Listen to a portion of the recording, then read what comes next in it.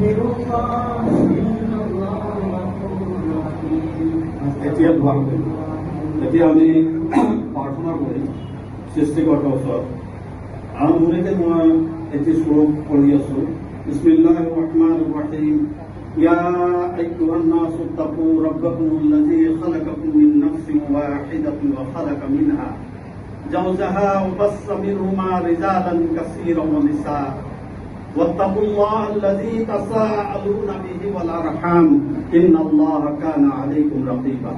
হে মানৱ, তোমালোকে নিজ প্ৰতিপালকৰ তাকৱা অৱলম্বন কৰা, যিজনে তোমালোকক এটা প্ৰাণৰ পৰা সৃষ্টি কৰিছে, তাৰ পৰাই তেওঁৰ স্ত্ৰী সৃষ্টি কৰিছে আৰু তেওঁলোক দুজনৰ পৰা বহুতো নৰনাৰী বিস্তাৰ কৰিছে। আৰু তোমালোকে আল্লাহ তাৰমানে সৃষ্টিকৰ্তাৰ তাকৱা অৱলম্বন কৰা, যাৰ নামৰ দোহাই দি তোমালোকে পৰস্পৰে অধিকাৰ সাব্যস্ত কৰা। আৰু তাকৱা মানে ভয় কৰা, অৱলম্বন কৰা ৰক্ত সম্পৰ্কীয় আত্মীয়তাৰ বিষয়েও নিশ্চয় আল্লাহে তোমালোকক সত্যতে কৰি আছে। এই শ্লোক যিটো শুনিলো, এইটো গোটেই বিশ্ব মানৱৰ কথাটো ক'লে আমাৰ সকলোৱে এজনে আদি পিতা আদামে, যিটো বাইবেলত পাইছে, কোৰাণত পাইছে।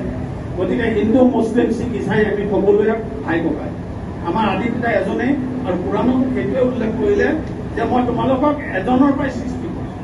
এতিয়া আমিতো আমিন কওঁ, আমিনটো খ্ৰীষ্টানসকলেও কয় আৰু আমিও কওঁ। আমিনৰ অসমীয়া অৰ্থ হ'ল আমাৰ প্ৰাৰ্থনা কবুল কৰে।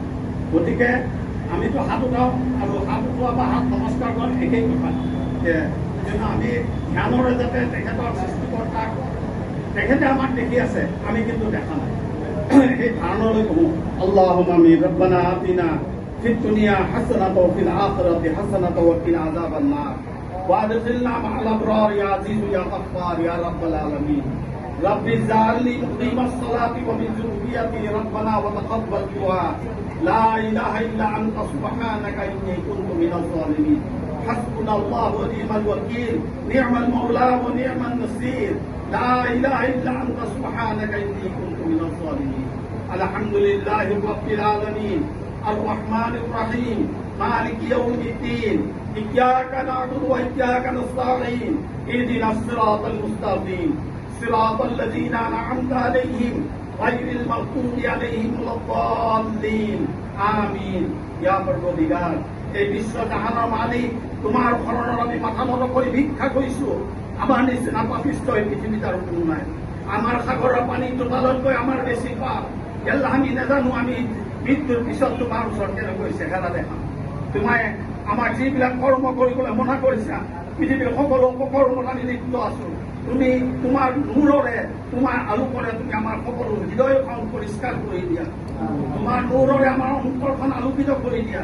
আল্লাহ, আমি যি উদ্দেশ্যৰে ইয়াত সমবেত হৈছো, আমাৰ একো কাৰো অন্তৰৰ দুখ নাই, আমি একো কোৱাৰ আশাত অহা নাই। আমি আল্লাহ যিজনৰ কাৰণে ইয়াত সমবেত হৈছো, তেখেত এজন মানৱ দৰ্দী আছিল। তেখেতৰ ওচৰত কোনো হিন্দু, মুছলমান, শিখ, ইছাই নাছিল। তেখেতে মানৱতাৰ পূজাৰী আছিল। আল্লাহ, তেখেতৰ যি কৰ্ম তুমি কবুল কৰিছা, আল্লাহ তেখেতৰ আত্মাক চিৰ শান্তি দান কৰা। আল্লাহ, সকলো তোমাৰ হাতত। এই দুনিয়া আল্লাহ জেলখানা, আমি এই জেলখানাৰ ভিতৰত আছো। এতিয়া তোমাৰ হাৱালা হৈ গ'ল, সেই অন্ধকাৰ জেগাত তেখেত গুচি গ'ল। তেখেতে কিদৰে আছে আমি নাজানো। আল্লাহ, তেখেতৰ মাও এই পৃথিৱীৰ পৰা বিদায় হ'ল, তেখেতৰ ভনীও বিদায় হৈ গ'ল। আল্লাহ, সকলোৰে আত্মাক আল্লাহ শান্তি দান কৰা। আল্লাহ, তেখেতৰ পৰিবাৰক আল্লাহ ধৈৰ্য শক্তি দিয়া। তেখেতৰ পিতৃ আল্লাহ অসুস্থ হৈ আছে, তেখেতৰ হায়াত বৃদ্ধি কৰি দিয়া, আয়ুস বৃদ্ধি কৰি দিয়া। তেখেতৰ সুস্থ শৰীৰ দান কৰা, তেখেতৰ ৱাইফকো সুস্থ শৰীৰ দান কৰা।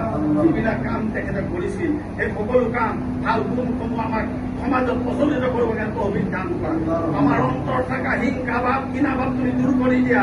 আমাৰ অন্তৰৰ পাৰকতা ভাৱ জগাই তোলা।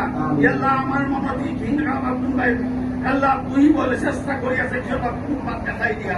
সিৰাতাল মুস্তাকিম ৰাস্তা চলিবলৈ তুমি আমাক তৌফিক দান কৰা। আল্লাহ, যি কাম কৰিলে তুমি সন্তুষ্ট হোৱা, সেই কাম কৰিবৰ কাৰণে তুমি আমাক তৌফিক দিয়া। যি কাম কৰিলে তুমি অসন্তুষ্ট হোৱা, সকলো অপকৰ্মৰ পৰা তুমি আমাক হেফাজত কৰা। আল্লাহ, যি নাম জপিলে তুমি সন্তুষ্ট হোৱা, সেই নাম জপিবৰ কাৰণে তৌফিক দিয়া। আল্লাহ, তোমাৰ লগত যাতে আমাৰ সম্পৰ্ক সুদৃঢ় কৰি দিয়া। আমাৰ সকলোৰে মনৰ নেক আকাংক্ষা পুৰা কৰি দিয়া। বহুতো আশা লৈ আহিছো। আল্লাহ, তুমি আমাৰ ওপৰত বিপদ আপদ বালা মুসিবত তুমি দূৰ কৰে দিয়া। আল্লাহ, বিশেষকৈ আল্লাহ আমি ইয়াত তোমাৰ ওচৰত প্ৰাৰ্থনা কৰিছো তেখেতক আপেকৰ এল্লা দেউতাকৰ আয়ুস বৃদ্ধি কৰি দিয়া, তেখেতক সুস্থ কৰি দিয়া। ইয়াৰক কুলালামীন বাপেক মাকৰ এই কষ্টতা দি এনেকুৱা এটা সন্তান আমি পাইছো, এনেকুৱা এটা দুৰ্বতৰ পাইছো যিজনে অসমৰ ৰাইজক এল্লা একগোট কৰি দিলে। আজিলৈকে কোনো একগোট কৰিব পৰা নাছিল খোদা। ইয়াল্লা কিমান মহান মহান ব্যক্তি অসমত মৰি গ'ল, আজি গোটেই বিশ্বত আলোড়ন সৃষ্টি কৰিলে, অসমে অন্ধকাৰ জেগা পোহৰ কৰি দিলে। ইয়াল্লা তুমি আমাৰ হৃদয়খন তোমাৰ পোহৰেৰে আলোচনা কৰি দিয়া। ربنا آتنا في الدنيا حسنة وفي الآخرة حسنة وقنا عذاب النار وادخلنا مع الأبرار يا عزيز يا غفار يا رب العالمين।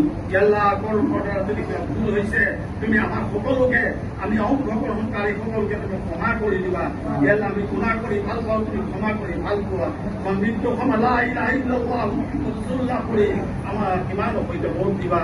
আমিন আমিন। হাক্কা লা ইলাহা ইল্লাল্লাহ মুহাম্মাদুৰ ৰাসূলুল্লাহ সাল্লাল্লাহু আলাইহি ওয়াসাল্লাম।